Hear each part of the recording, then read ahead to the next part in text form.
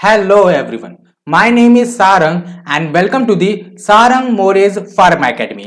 तो आज की वीडियो में हम डिस्कस करने वाले हैं general anaesthetics and pre anaesthetic medication का पार्ट 2, जिसमें हम डिस्कस करने वाले हैं कि इंट्रावेनस एनेस्थेसिया क्या होता है, उसके बाद कॉम्प्लिकेशन इन एनेस्थेसिया और सबसे लास्ट वाला पॉइंट हम डिस्कस करेंगे प्री एनेस्थेटिक मेडिकेशन। तो ये वीडियो लेक्चर एक्चुअली पार्ट 2 रहने वाला है इस चैप्टर का। पार्ट 1 में हमने बहुत सारी चीजें डिस्कस की है। अगर आपने पार्ट 1 का वीडियो लेक्चर नहीं देखा तो ऊपर आई बटन को क्लिक करके आप उस वीडियो को देख सकते हो। In the subject pharmacology 1 for the B pharmacy second year 4th semester. तो बढ़ते हैं हमारे फर्स्ट स्लाइड के ऊपर। तो पहले स्लाइड में मैंने आपके लिए दो फोटोज इंटरनेट से एक्सट्रैक्टेड करके ली है, जो कि आपको एक पिक्टोरियल रिप्रेजेंटेशन दिखाती है कि एक पेशेंट की कंडीशन को वो बताते हैं कि जब कभी वो नाइट्रस ऑक्साइड को इनहेल करते हैं तो उन्हें कैसा फील होता है। तो नाइट्रस ऑक्साइड एज अ हम एनेस्थेटिक यूज करते हैं, जिसके बारे में हमने लास्ट वीडियो लेक्चर में डिस्कस किया था। तो आप सभी को पता ही होगा कि नाइट्रस ऑक्साइड को हम लाफिंग गैस से भी जानते हैं। मतलब अगर हमने थोड़ी सी भी क्वांटिटी इनहेल की तो हमें अनकंट्रोलेबल या फिर अनकंट्रोलेबल अनवांटेड लाफिंग का एक्सपीरियंस करना पड़ता है, जो कि सर्जन और एनेस्थेलॉजिस्ट को काफी बार कंफ्यूजन स्टेट में डाल देता है, क्योंकि उस कंडीशन में या फिर उस सिचुएशन में लाफिंग एक्सेप्टेबल नहीं होती है और ना ही पेशेंट को वो करना चाहिए, जिसके वजह से पेशेंट को भी दिक्कत हो सकती है। उसके बाद नेक्स्ट स्लाइड है। नेक्स्ट स्लाइड से हम शुरू करेंगे हमारा next important major category intravenous anaesthetic, जिसका पहला पॉइंट है this are the medication which causes loss of consciousness by IV route within 11 seconds. They have rapid onset of action, so they can only be given for induction purpose only. So ये ऐसी medication है या फिर ये ऐसी anaesthetic है जो कि लॉस ऑफ कॉन्शियसनेस कॉज करता है, मतलब एनेस्थेटिक इफेक्ट कॉज करता है सिर्फ 11 सेकेंड्स में। इसका रैपिड ऑनसेट ऑफ एक्शन होने के साथ इसका एक मेजर डिसएडवांटेज है, सिर्फ हम इसे इंडक्शन पर्पस के लिए ही इस्तेमाल कर सकते हैं। मतलब एनेस्थेसिया के स्टार्टिंग पीरियड में ही हम इसे यूज कर सकते हैं, ना ही हम इसे मेंटेनेंस के लिए यूज कर सकते हैं। उसके बाद नेक्स्ट पॉइंट है they can not be given to the children because they are insensitive. They can be given alone or in the combination with muscle relaxant and analgesic. तो ये बच्चों को हम इंट्रावेनस एनेस्थेटिक नहीं दे सकते, क्योंकि बच्चों का जो बॉडी है या फिर जो इंटरनल ऑर्गन सिस्टम है वो बहुत ही सेंसिटिव होता है, जो कि इंट्रावेनस एनेस्थेटिक जैसे हार्श केमिकल कंपाउंड या फिर हार्श मेडिकेशन को एक्सेप्ट नहीं कर पाते। उसके बाद नेक्स्ट स्लाइड के ऊपर हम जंप करते हैं।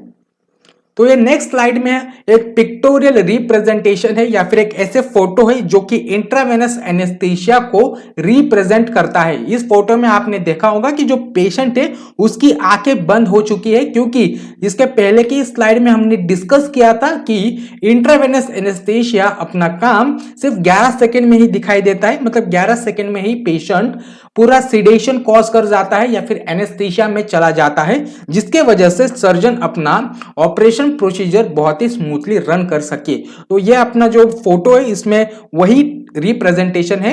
पेशेंट को एनेस्थेसिया दे चुका है और सर्जन अपना ऑपरेशन प्रोसीजर स्टार्ट कर रहा है। उसके बाद नेक्स्ट स्लाइड है हमारा। जो इंट्रावेनस एनेस्थेसिया में पहली सब कैटेगरी थी फास्ट एक्टिंग मेडिकेशन, जिसका पहला एग्जांपल है थायोपेंटन सोडियम, जिसका पहला पॉइंट है it is ultra short acting thiobarbiturate which is highly soluble in water, so it can be given by IV route. Next point, अगर हम थायोपेंटोन सोडियम का डोज देखेंगे तो वो रहेगा 2.5 to 3 मिलीग्राम पर KG and it reaches the brain instantaneously. मतलब ये ब्रेन में बहुत ही जल्दी तरह से पहुंच जाता है। इसका मेटाबॉलिज्म लीवर से होता है और एक्सक्रीशन किडनी से होता है। किडनी से एक्सक्रीशन होने का समय लगभग 8 से 12 घंटों का है। उसके बाद नेक्स्ट पॉइंट है CNS डिप्रेशन में occur, so patient should not discharge before 12 hours of surgery. उसके इस पॉइंट का यह मतलब होता है कि अगर इस थायोपेंटन सोडियम देने के बाद पेशेंट में जो सीएनएस डिप्रेशन की जो एबिलिटी है या फिर जो एक्शन है, वो इफेक्ट है, वो 12 घंटों तक रह सकता है सर्जरी के बाद। इसीलिए पेशेंट को जल्दी डिस्चार्ज नहीं किया जा सकता। उसके बाद नेक्स्ट स्लाइड से नेक्स्ट पॉइंट है हमारा, it is a poor analgesic and poor muscle relaxant, so it is given in combination with nitrous oxide और अदरवाइज द पेशेंट में स्ट्रगल ड्यूरिंग ऑपरेटिव प्रोसीजर। तो ये बहुत ही पुअर एनाल्जेसिक है और ये स्केलेटल मसल रिलैक्सन की जो एबिलिटी है वो उसकी ज्यादा अच्छी नहीं है, इसीलिए हम इसे कॉम्बिनेशन में देते हैं। अगर इसे अकेला दिया जाए तो पेशेंट को काफी दिक्कतों का सामना करना पड़ सकता है। नेक्स्ट पॉइंट है, it causes respiratory depression, decrease blood pressure and also reduces cardiac contractility which result in tachycardia. तो ये रेस्पिरेटरी डिप्रेशन कॉज करता है, ब्लड प्रेशर कम कराता है और कार्डियक कॉन्ट्रैक्टिलिटी भी कम करता है, जिसकी वजह से टैकीकार्डिया का सामना करना पड़ता है। अगर हम इसके एडवर्स इफेक्ट के बारे में देखेंगे तो वो रहेगा laryngospasm, shivering, delirium and restlessness. Restlessness का मतलब होता है बेचैनपना। उसके बाद यूजेस रहेंगे, थायोपेंटोन सोडियम को हम एंटी कन्वर्जन की तरह भी यूज कर सकते हैं। एंटी कन्वर्जन का मतलब है एंटी एपिलेप्टिक्स, और साथ ही में ये नार्को एनालिसिस की तरह भी यूज किया जाता है, मतलब जो सच बोलने की दवा एज हम इसे यूज कर सकते हैं थायोपेंटोन सोडियम को। उसके बाद नेक्स्ट जो केमिकल कंपाउंड है प्रोपोफॉल, जिसका पहला पॉइंट है, it is combined with thiopentone for induction as well as maintenance. इसका डोज रहेगा 2 mg पर kg फॉर इंडक्शन और मेंटेनेंस के लिए रहेगा 25 माइक्रोग्राम पर kg। उसके बाद it causes unconsciousness within 15 to 45 seconds after administration. तो जो पहले हमने पढ़ा था कि IV anaesthesia, intravenous anaesthesia 11 seconds में ही अपना एनेस्थेटिक इफेक्ट शो करता है, पर प्रोपोफॉल अराउंड 15 to 45 सेकेंड्स में ही एनेस्थेटिक इफेक्ट शो कराता है।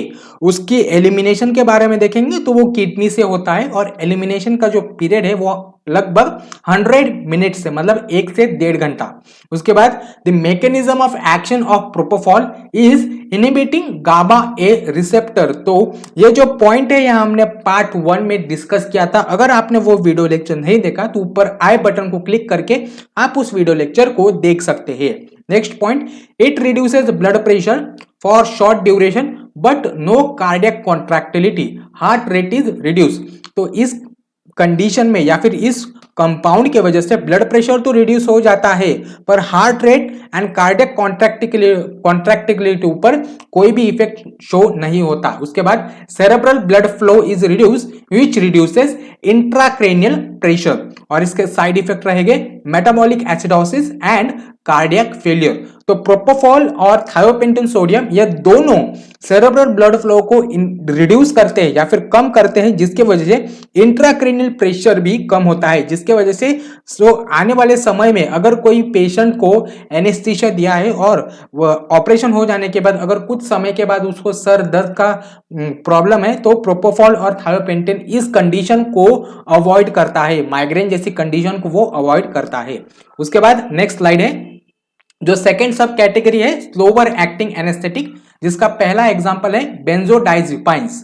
तो उसका पहला पॉइंट है, it is used as anaesthetics as well as pre anaesthetic medication. ये पॉइंट बहुत ही इंपॉर्टेंट है, इस पॉइंट को मार्क कर दीजिए, इसको अपने दिमाग में छाप के रख दीजिए, क्योंकि ये हम प्री एनेस्थेटिक मेडिकेशन में भी पढ़ने वाले हैं। अगर हम लार्जर डोज यूज करेंगे तो शुरुआती दौर में वो शिडेशन कॉज करेगा, उसके बाद एमनीशिया मतलब मेमोरी लॉस कॉज करेगा, और सबसे लास्ट में अनकॉन्शियसनेस मतलब एनेस्थेटिक इफेक्ट शो करेगा, जो कि लगभग 10 मिनट का उसका टाइमलाइन रहेगा। उसके बाद ये पुअर एनाल्जेसिक है, सिंगल डोज या फिर single alone can not cause fall in blood pressure, respiration and cardiac contractility, but in combination it changes the parameter। मतलब अगर हम बेंजोडाइजेपिन अकेले दिया जाए तो ना ही वो ब्लड प्रेशर को रिड्यूस करेगा, ना ही वो हार्ट रेट को रिड्यूस करेगा, ना ही वो कार्डियक कॉन्ट्रैक्टिलिटी के ऊपर अपना इफेक्ट शो करेगा, पर अगर हम उसे कॉम्बिनेशन में दिए किसी और एनेस्थेटिक के साथ वो तो शायद पैरामीटर्स चेंज हो सकते हैं। उसके बाद नेक्स्ट स्लाइड है, अगर हम बेंजोडाइजेपाइन के एग्जाम्पल देखेंगे तो पहला रहेगा डाइजेपाम, जो कि पुअर वाटर सोल्यूबल है, उसके डोज रहेगा 0.2 टू 0.5 मिलीग्राम पर केजी बाय आईवी ड्रिप।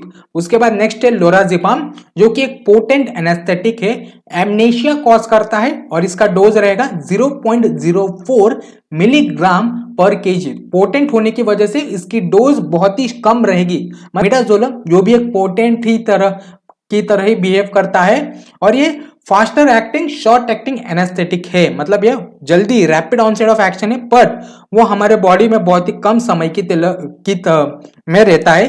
अगर हम इसका डोज देखेंगे तो पोटेंट होने की वजह से इसका डोज भी बहुत ही कम है, 0.02 टू 0.1 मिलीग्राम पर केजी पर आवर की तरह हम इसे ट्रीट करते हैं। आज नेक्स्ट स्लाइड है हमारा। तो नेक्स्ट स्लाइड से हम एक नया केमिकल कंपाउंड की डिस्कशन करेंगे जिसका नाम है केटामाइन, जिसको हम डिसएसोसिएटिव एनेस्थीसिया भी बोलते हैं। तो आपको ये याद रहना चाहिए कि केटामाइन को हम डिसएसोसिएटिव एनेस्थीसिया बोलते हैं। अगर हम केटामाइन के डोज देखेंगे तो वो रहेगा 1.5 मिलीग्राम पर केजी। ये एमनेशिया कॉज करता है, एनाल्जेसिया कॉज करता है, साथ ही साथ इनमोबिलिटी कॉज करता है। मतलब ये एक आइडियल एनेस्थीसिया का काम करता है। जो एक आइडियल एनेस्थीसिया मतलब एक एनेस्थीसिया को काम करने का जो तरीका है वो उस सारे क्वालिटी में केटामाइन हुबेहुब अपना रोल निभाता है। उसके बाद नेक्स्ट पॉइंट रहेगा the patient remain conscious such that can awake but can not respond. इसीलिए इसको हम डिसएसोसिएटिव एनेस्थीसिया बोलते हैं। Ketamine majorly affect cortical and subcortical areas of the brain but not the reticular activating system. Ketamine mainly acts by inhibiting NMDA glutamate receptor. तो actually ketamine का काम करने का जो तरीका है वो थोड़ा अलग है। वो ना ही गाबा रिसेप्टर को इनहिबिट करता है, वो ना ही क्लोरीन गेटेड चैनल को ओपन करता है, वो सिर्फ और सिर्फ NMDA ग्लूटामेट रिसेप्टर को इनहिबिट करता है, जिसके वजह से एनेस्थेटिक इफेक्ट हमें दिखाई देता है।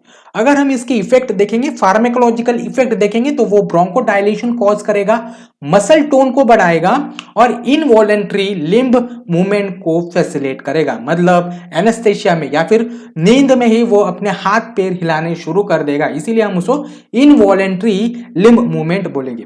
उसके बाद ब्लड प्रेशर को इंक्रीज करेगा, कार्डियक आउटपुट और हार्ट रेट को भी वो इंक्रीज करेगा। उसके बाद नेक्स्ट स्लाइड, केटामाइन की मेटाबॉलिज्म या फिर फार्माकोकाइनेटिक्स के बारे में डिस्कस करेंगे। तो वो लीवर से मेटाबॉलाइज होता है और किडनी से एक्सक्रीट होता है लगभग 4 घंटों के बाद।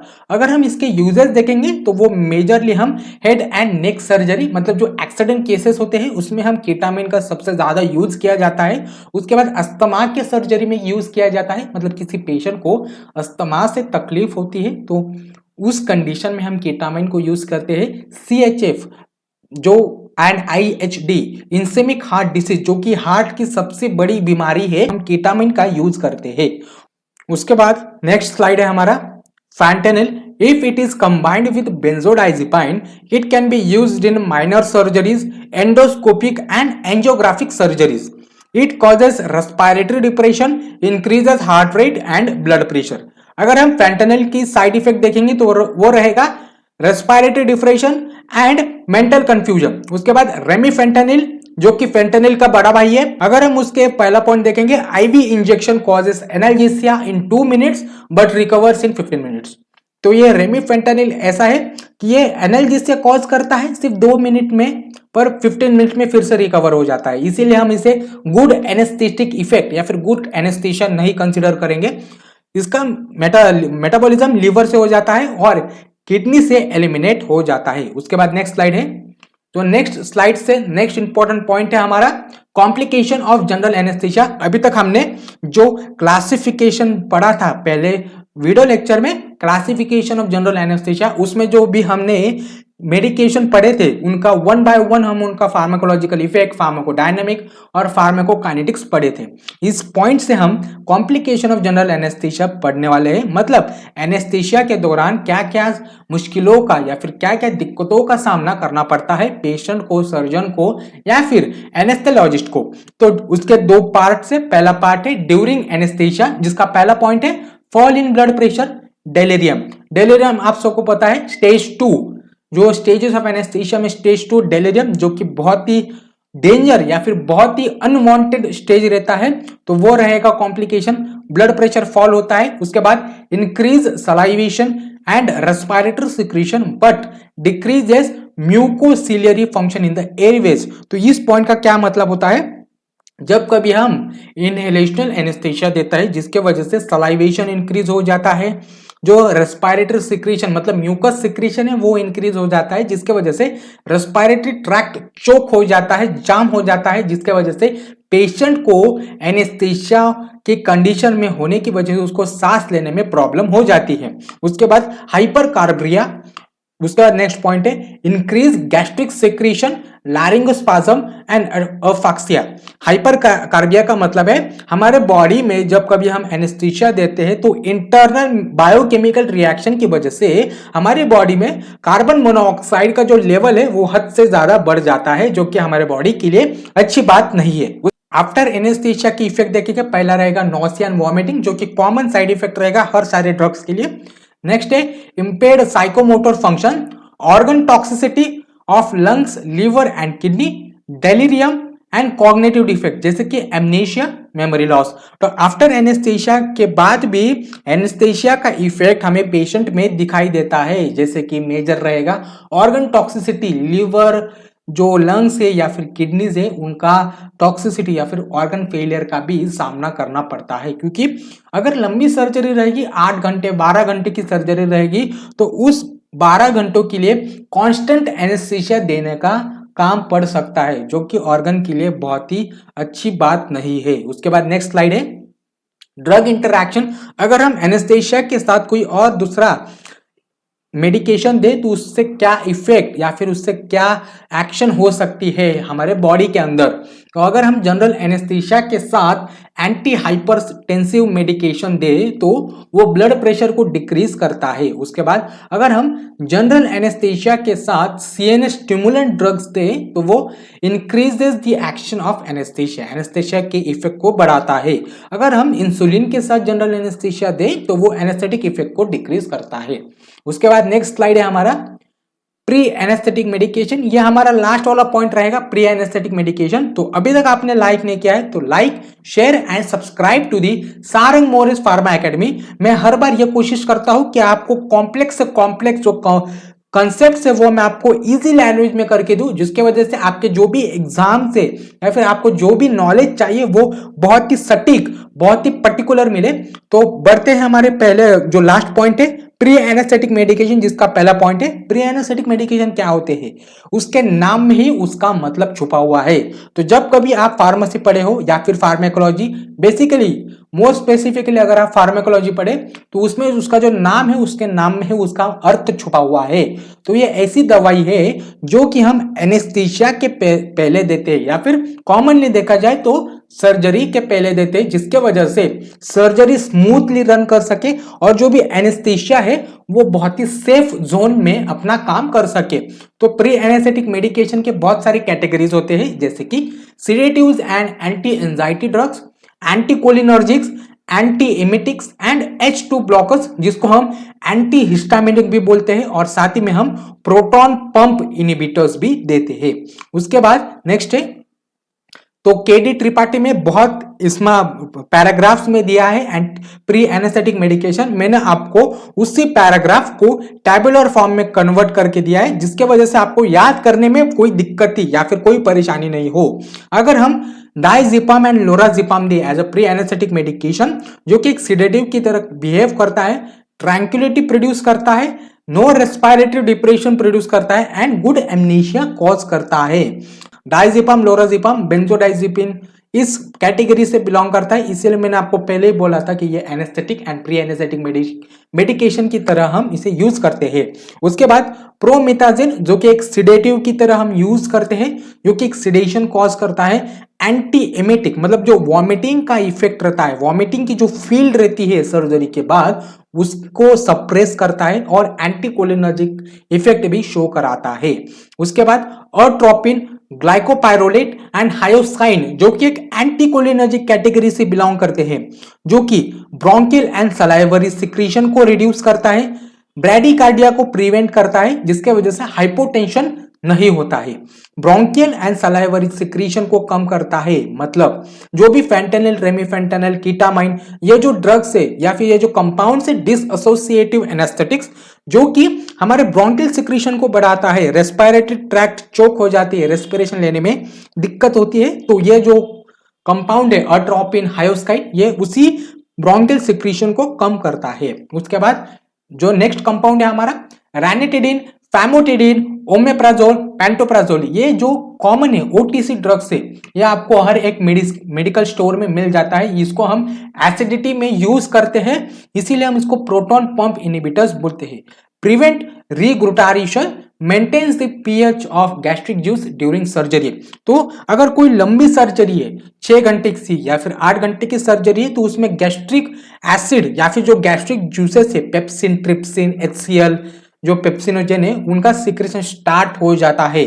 उसी सिक्रेशन को कम करने के लिए हम प्रोटॉन पंप इनहिबिटर्स का यूज करते हैं। उसके बाद सबसे लास्ट वाली कैटेगरी रहेगी मिटोक्लोप्रोमाइड, डोमपेरिडोन एंड ओंडास्टिरोन, जो कि एक एंटी इमेटिक का काम करती है। सर्जरी के दौरान या फिर सर्जरी के बाद जो हमें वॉमिटिंग जैसी फील होती है, उस फील को ये सप्रेस कर देती है।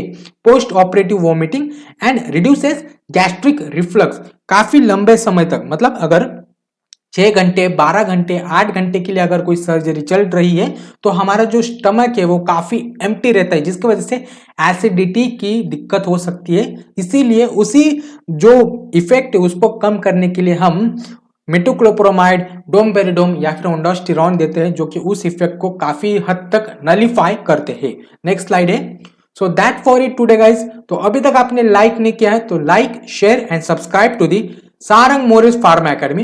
अगर आपको किसी भी पॉइंट के ऊपर डाउट है तो आप बेझिझक होकर कमेंट सेक्शन में पूछ सकते हो। मैं पूरी कोशिश करूंगा कि आपको उस डाउट का एकदम एक्यूरेट आंसर मिले दूंगा। Thank you.